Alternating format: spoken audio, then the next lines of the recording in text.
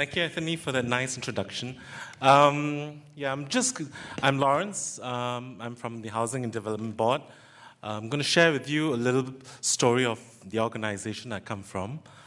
We are responsible for the development of Pinnacle Duxton. We are a public housing authority. Our mission basically is to build quality and affordable public housing. So I know in a lot of developed countries, public housing doesn't have a very positive connotation. But I think hearing me through, you find that this model of public housing works. It is fantastic. And we welcome you to come to Singapore to have a look at it.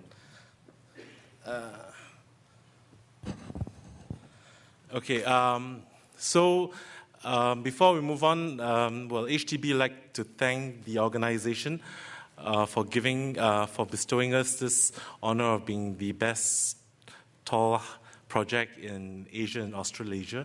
Of course, a lot of people went into building of this iconic project itself. But coming back to where Housing and Development Board is, we actually built homes for people because that's where people are rooted in the environment, in the country that we live in. So again, we build quality and affordable homes, and that is very important, not only at that point in time when we build the home, but we take care of it towards the life cycle of the project, from the beginning, from doing maintenance itself, coming in with programs to upgrade, to renew, to rejuvenate all the public housing itself. I think that's where the strength of our model is, because we come in not only from the front, but at the entire life cycle of the development. So we were formed in 1960. So this is our 50th anniversary. And again, we are very proud that Pinnacle at Duxton, which is an iconic project for us to meet challenges for future public housing, is recognized over here. So today, I heard that Chicago, you had a big Great Fire in the late 19th century. So again, that's where Hdb came from itself. When we were in the 1960s, we were self-independent from 54, but we gained our independence in 1965. But during that period itself, we had about a population of about 1.8 million, and a lot of people then lived in squalid villages, or kampongs, we call them. And you can see from the picture over there, these are very low shanty homes, and had very little basic sanitation and water for their homes itself. Some of the pictures you can see. A great fire in one of the villages called Ho Sui happened, and that led to the birth of the Housing and Development Board. So there was a dire need to house a lot of these people who were made homeless by this great fire. So what happened was, in the first 5 years from that fire itself, we were able to successfully house about 55,000 people, 50,000 flats, built up to meet that immediate demand arising from the fire and the villagers that had to go to make way for all these buildings. So you can see the premise of our housing, even from that time, was to go high. The typology is, of course, flats. During that time, because of dire needs, they're very utilitarian, very bare, but they meet the functional needs of the families then, which was immediate housing. So, of course, in the next the next decade, we were able to build another 150,000. That was to meet the initial demand. Again, you can see from the picture is that our premise of housing development was, again, high-rise. During that period of the 70s, primarily to meet the immediate demand. So again, there were variations of the utilitarian mode, but we built in more quality finishes into it to make their lives better. Then in the 80s, of course, we started looking into community and social bonding of our people. And that came the second wave of our mission, which was to promote community bonding, township, looking at bringing people, the social cohesiveness of society itself. So we started to bring all this infrastructure into our development, giving it a better look and feel so that people can relate to it and call it home. So that was in the 80s. We built close to around 300,000 homes during this decade. So in the 90s, we went forth because income growth and wealth was generating, people were getting well off. We started integrating lifestyles into our development. We started bringing in parks. We started bringing in playgrounds into our ecosystem. So we can basically create an ecosystem for the residents to build more cohesiveness within the group of people living in the community itself. So therefore, you can see in the 90s, we started bringing all this all these communal things into the development itself. Again, you can see throughout the decades itself, we have always built higher and higher. In the 90s, we were looking at buildings in 30 to 40 stories itself. Okay, so moving on in the 2000s, what we are looking at is basically looking into how we can further again develop communities, but in a more sustainable manner. Okay, we've looked into issues of aging of population. We have created programs for that. These programs will entail going back to all our apartments and building lifts for them so that the elderly can have access to every floor and go down to their communal area to mix around. We've even done areas of renewal, such as going back to the flats and redoing the flats in terms of the structural improvements to the flats itself. So these are some of the things that we look at in the long term, the renewal and rejuvenation of all our estates, whether it's from the structural aspect or the softscape aspect, like bringing gardens, renewing the gardens, making it adequate to date, make it relevant. I think the very important word is relevance.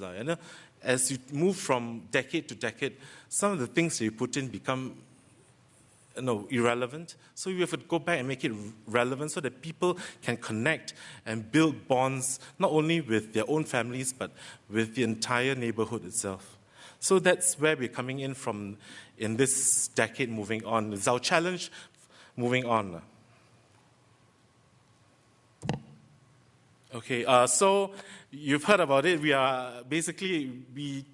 try to position ourselves as a high-rise model for public housing itself. Singapore, I'm not sure where you know where it is, but it's in Southeast Asia, one small little red dot. We have an area of 710 square kilometers. We started at about 500 plus, but with our land reclamation, we have grew to 710 square kilometers. We have a population about 5 million, so it makes us one of the more dense countries in the world. We have nationally, about 7,000 people per square kilometer. Okay, we generally built between a plot ratio of 2.8 to 4. So that was density that you have down there. Okay, we pride ourselves with home ownership, as mentioned by Anthony just now. Why? Okay, the statistics, just go through with it. We have about 82% of our population living in HDB flats. And that will make it about 3 million, close to 4 million population living in HDB flats. And very importantly, about 97% of them own their own flats. That is very important for the growth of the country, for people to have a sense of belonging, not only to the country, but to their own area where they live in. How it was made possible basically is we have, all of us have, every working adult would have their own CPF or the Central Provident Fund. It's to America, it'd be equivalent to a Social Security plan. in our social security plan, the government decided that in 1964 or 64, 65, to liberalize, to enable people to use the CPF or the Central Provident Fund to buy their home, to invest in their home. This has enabled over 70% of the population to buy the flat without having to dip into their own monthly wages to finance the mortgages of the flat. So this made the entire development of public housing more sustainable in the long run, rather than government just financing it totally. Okay. So again, as I mentioned, it's very important that for a city-state like Singapore, with us housing almost 85% of the population, we need to make sure that people have a stake in the country itself. We are a country of multinational, multi-racial community. We have, like in America itself, we are a potpourri of people. So we've got to make sure that people have a stake in the development of the country, and how to go about doing it is basically to own the home that they live in. That being the major tenet of the belief that the government had to develop the country.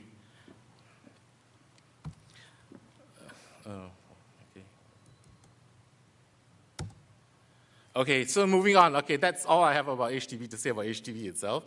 But you feel free to come to Singapore and meet up with me, and then I'll take you through the long history. Okay, but about Pinnacle at Duxton itself. Okay, this project itself, the basic tenet of this project was that the area that the project is a graying area.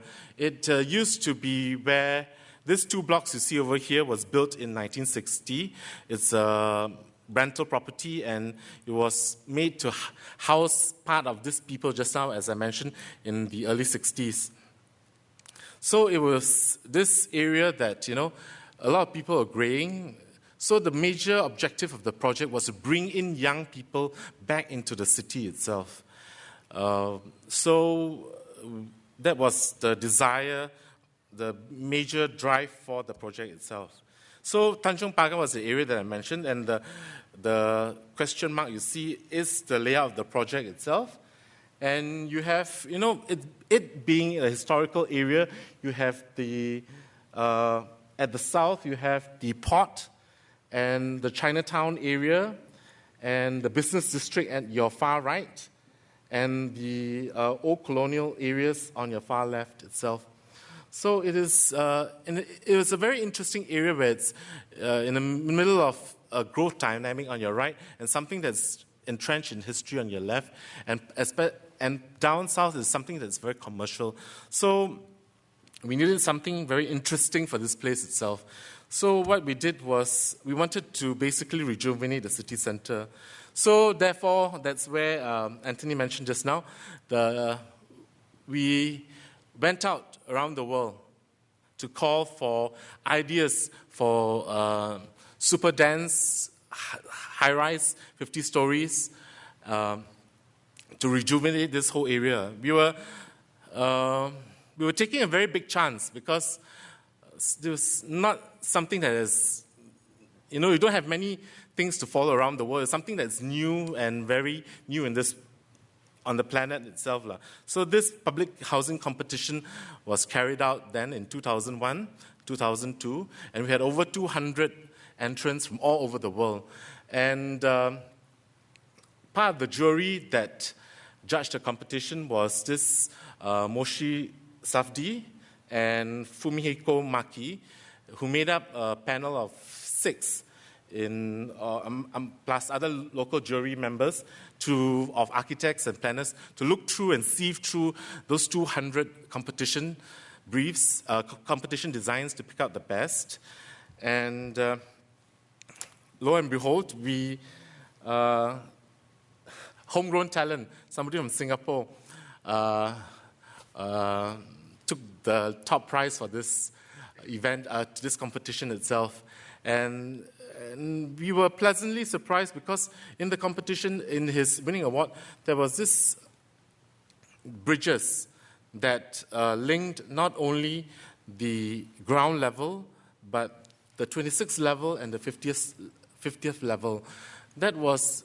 We felt that was a very good, from the government's, from the public housing side, we wanted to bring this social bonding, not only at the ground level, but we see this project as an opportunity to bring it up all the way vertically to the 26th and to the 50th itself. So making the project very interesting for us. So that gives birth to Pinnacle, which was a very special project for us.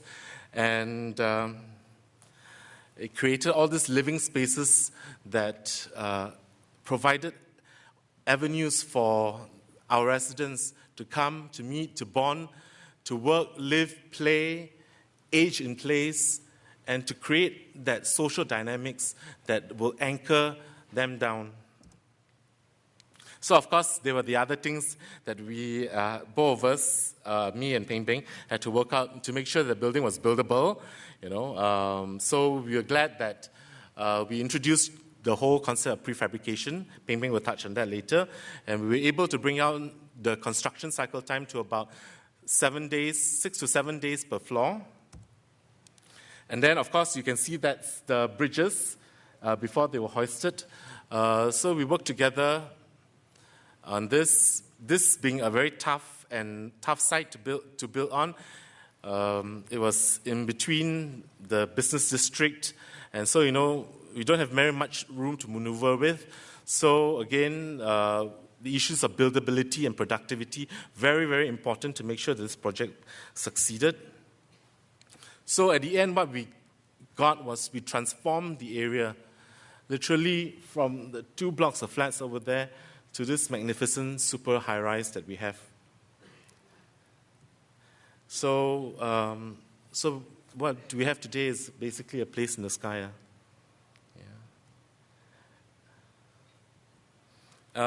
Before I pass over to Peng to talk about the project in detail, I'd like to thank Hdb. We'd like to thank, of course, all our project partners who have collaborated and worked with us to make this project a success. Arc Studio, we have RSP, the lead architects, Sabana consultant, who are also here today with us, and of course, not forgetting the builder, Ctbuh Singh contractors who made the project happen for us. So with that, thank you. I'd like to pass to Peng now to talk to you about Pinnacle Duxton. Thanks.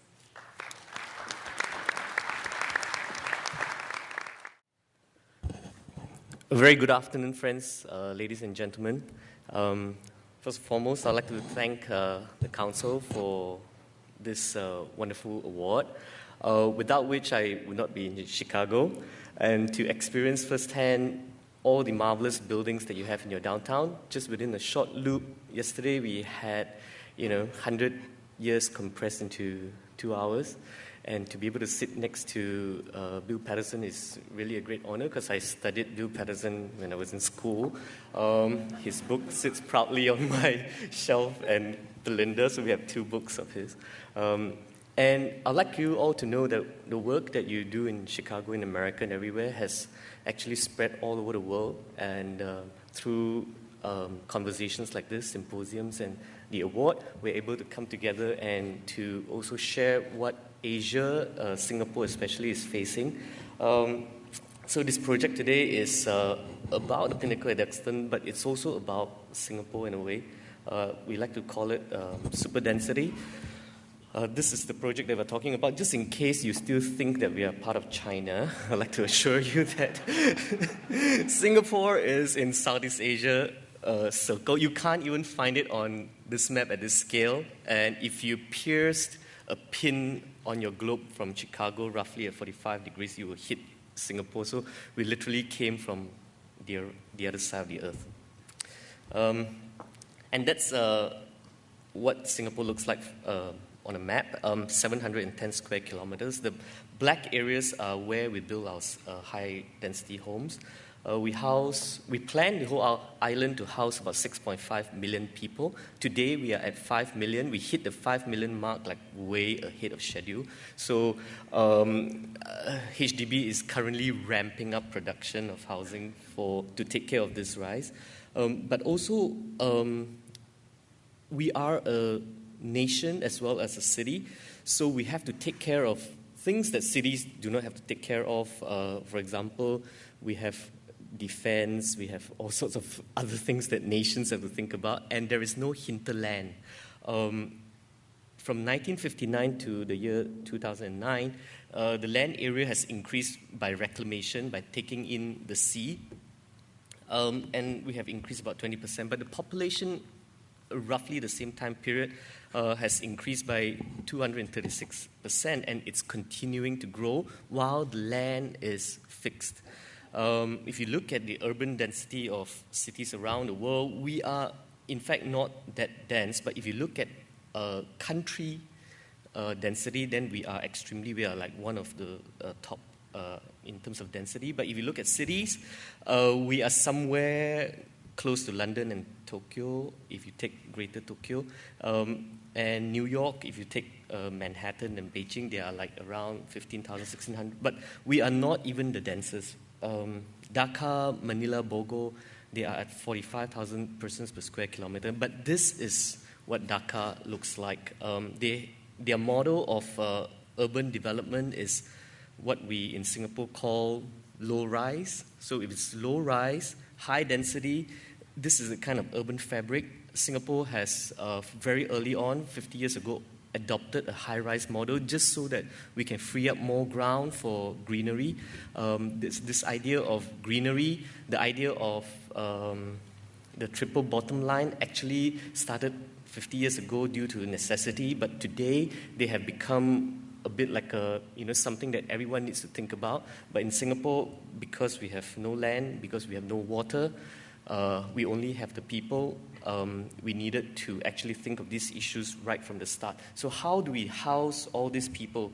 The Hdb strategy, which is also the country's planning strategy, is really to break up into new towns. Currently, we have 20 over new towns. Each new town is designed to house between 150,000 to 250,000 people. And this scales down roughly in quarters to neighborhoods between 25,000, 30,000 people, and you scale that down further into precincts, and within the precinct, you cut that into quarters, into blocks. So if you can imagine the scalability of the model, it is intended for each small component to be a microcosm of the entire country. So HDB would look after the social, so that the rich does not get segregated from the poor, and an entire neighborhood of Chinese people and Malay people do not form. So they are constantly looking after the social equilibrium as well as the financial status of all these people. And they spread all around the island. The center of the island is really the water catchment area. Today, we have closed off all our rivers. The rivers are no longer flowing out into the sea. They have become reservoirs. Around this central catchment area, the land area in yellow are our new towns. And there's a ring mass rapid transit in red dots. It basically connects all the new town like a necklace, allowing a loop organization instead of a finger-like organization or growth pattern that you see in many cities around the world, a sprawling model. We are really concentric loops that is coiling one on top of the other. Interestingly, this is just a provocation. I'm not suggesting this to be true, but if you multiply 1,000 Singapores, you can house the entire world population in the state of Texas. Do you think that's a good idea? This is just a provocation. To show how compact Singapore is as a city, you build 1,000 cities just exactly like Singapore, and you can just use Texas for it. And if you do that for your country, all of you presumably could shift to Florida if you like, if that's a good place, or all of you could shift to Chicago. And the black dot in the center is all the land area you would need to house 300 million people. And the area in checks what you need to create food for North American diet, like what you're eating. So that might be a good reason why you might want to come to Singapore, so that all of you can shift to Florida. And I think in terms of land sustainability, I think this is a question we should all ask ourselves. As a human race, are we going to continue to consume more and more land, or are we going to, think of what we use with our land? And perhaps this is where a model like Singapore can be relevant. When we first started, we were young architects, and I think I must really thank HDB for taking such a big risk. I think as architects, we take part in a lot of competitions, and when we do, we always pray that the jury members are unbiased. And in this case, it was a closed competition, so the names of the entrants were all kept secret by an auditor, and the judges make the evaluation based solely on the presentations. And when we were picked, they were all extremely, of course, surprised, and we were like 30 plus and all that, young firm. But I'm really glad that they took the risk on us, and I would really like to thank them for that. But moving on, we sat at the bottom of this block when we first wanted to design the Pinnacle Duxton to think about what it means to go up 50 stories and to house 1,848 units in such an environment. And we thought that, and we looked at what is the current model of the new towns. They are plot ratio of 2.8, meaning that you can build 2.8 times the land area. And the propositions for 9.1, which is approximately 3 times. We looked at extreme density, like the Kowloon Wall City, and thought about what it might become if we just took the new town and multiplied by 4 times.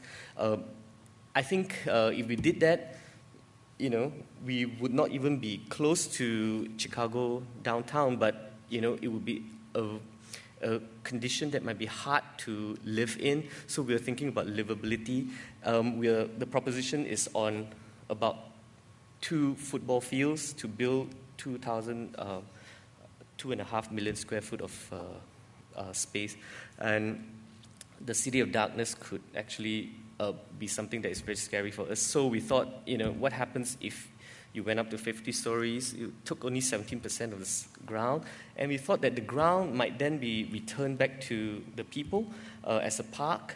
But the ground is actually an organizing surface for us. We also need to look after urban connections, green lung, institutional facilities, sports facilities, car parks, roads, and services. The ground is really a highly contested surface in a public housing project like in Singapore, where there are no boundaries. In fact, the ground is a public space. So the challenge is really how to integrate a totally public program with a totally private program, and perhaps we can then save the ground for the people and not give it all to the car park and to the services where we need to look after all the mechanical and electrical services as well. So how do we escape that? And we know that it has to be extremely convenient. We have close to 7,000 people moving in and out of this development every day. It has to be convenient. You want to get home quickly. You do not want to have to make a few transfers or wait around. But also you might want to have a leisure network that you could, enjoy a stroll with your kid.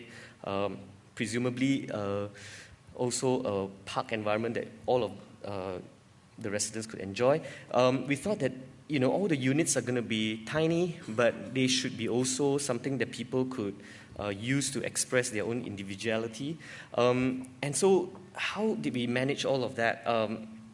The ground to us was an architectural surface that we sliced and lifted to create a semi-basement environment that would allow us to preserve all the large trees that are on the site, and we managed to preserve every single tree there except 3. I think we cut down 3. And that was a great achievement for us. We thought that it's a bit like a sand dune, and the ground surface could actually happen in layers so that a very small area could actually service quite a lot of people and allow people a sense of privacy. This is also a connection to a park connector running alongside the site, which is part of a 300-kilometer island-wide park connector that allows people to run ultra marathons around Singapore without ever being hit by a car, I think. Okay, that's a great idea that's being implemented now, and connected back to the city as well. And within a walking distance, we wanted the ground to stitch back to the city. And we thought that the paths create little pockets and squares and ripples that could then act as an organizing device to create all of this. And what has happened is become a series of layers. And on the ground, we have also designed trees that are like curtains, different porosity, different height, so that at one axis it is actually a very lush green forest, but on another axis they become screen curtains, just like on a stage, to shield some of these activities in courtyards, and some of these peels on the surfaces actually allow air to enter into the basement car park, and some of these elements are plug-ins that could presumably activate these areas. And the old block you see here in dots are part of a historical layer that we tried to preserve, so that, you know, the sense of scale, the sense of what Duxton has become is not overriding what came before Duxton. The blocks were a result of a crazy amount of model making and looking at what kind of layout would actually best give us the urban porosity and visual porosity and the kind of efficiency that we're looking at. In Singapore, the efficiency is actually extremely important. We cannot have even square feet of underutilized space. So it is a necklace of blocks, extremely efficient tower blocks, but they are organized on site to sort of repel away from the western sun. Also, they are organized to provide the best possible views away from the blocks, and also organized in such a way that the waste collection is easily accessed. And our facade is actually inspired by many things, and I think DNA sequencing, this movie that we were watching 10 years ago, but the idea was that you could actually atomize the reality into smaller parts, into components that you can then put together in very different ways. At that time, we did not know that Hdb actually were experts in this. So when we got the job, we were like jumping up and down because we did not then have to figure out how to do this prefabrication, because Lawrence, sitting right down there, he's the engineer and he's actually an expert at prefabrication, concrete.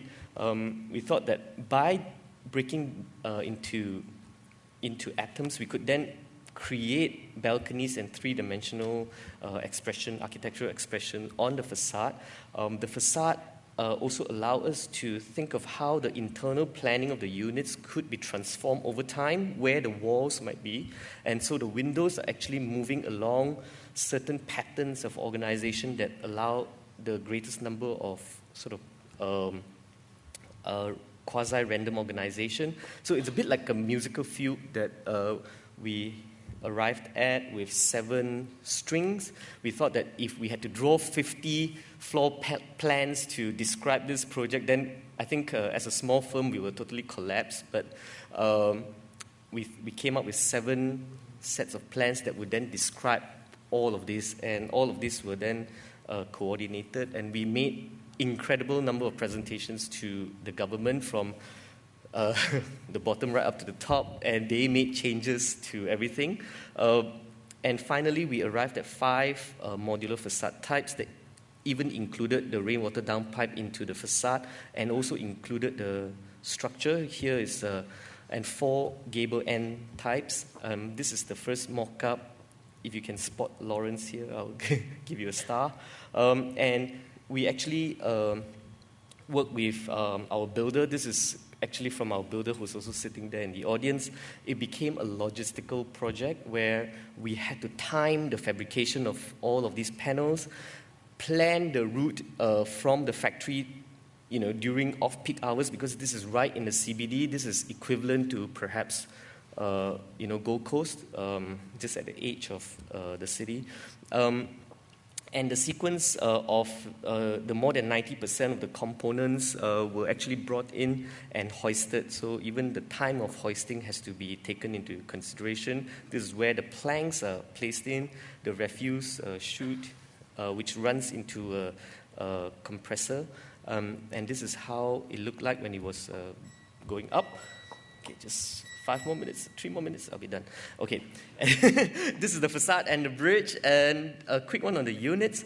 If you look at the areas in blue, this is where all the wet areas are clustered, and if you look at the dotted lines, all the walls can be removed. So our idea was that you can actually have a universal space. You can tear down everything inside so that as your family grow or as you grow old, your kids leave you, you can actually expand your unit. This is our simulation of what the unit looks like. Only 1,000 square feet maximum per unit, 3 bedrooms. We think it is compact, but it is very livable in the urban sense. So the most public of all programs, the park, woven together with the most private of all programs, creating 2 hectares of land for the people, only on the floors that is supposedly to be taken up by mechanical and electrical transfers.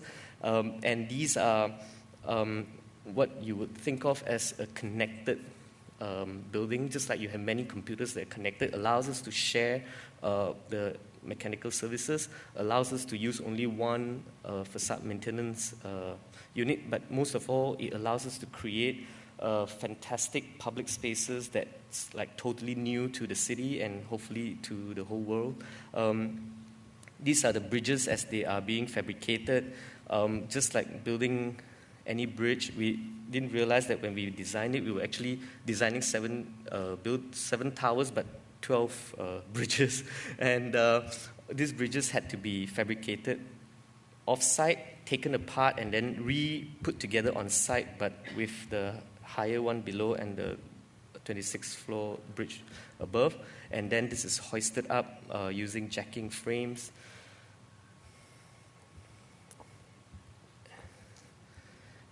And with the longest bridges are actually designed to be integral with the tower, so that the smaller bridges actually take up the movement. And this is the sky park in the evening.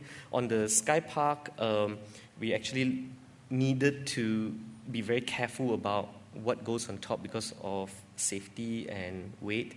We had to analyze views and the microclimatic conditions and the weight allowed for the bridges, and also look at how programs might overlap so that the small spaces could then be more open and less, in a way, deterministic, determined by the architecture. And through different ideas of brainstorming, the result was like a series of spaces that was inspired a little bit by Alice in Wonderland. When you so there's a fantasy-like landscape happening on the bridges where you might emerge in one bridge and walk to another, like the meadows, and they were also playing surfaces for children and areas for gathering for different age groups, and like a misplaced landscape, so that they could become an area where people can use and interpret for themselves and to own as part of them. And this deck here has incidentally become the most popular wedding photograph destination for young Singaporeans. So if you'd like to come to Singapore to take your wedding photograph, please call us. With that, I'd like to thank you for your attention. This is our building in Singapore. I hope you like it, and please come to Singapore to have a look at what a very dense environment could also be very livable. How, when we live very close together, we also need to think about how we reach out and how we integrate as a country. Thank you very much.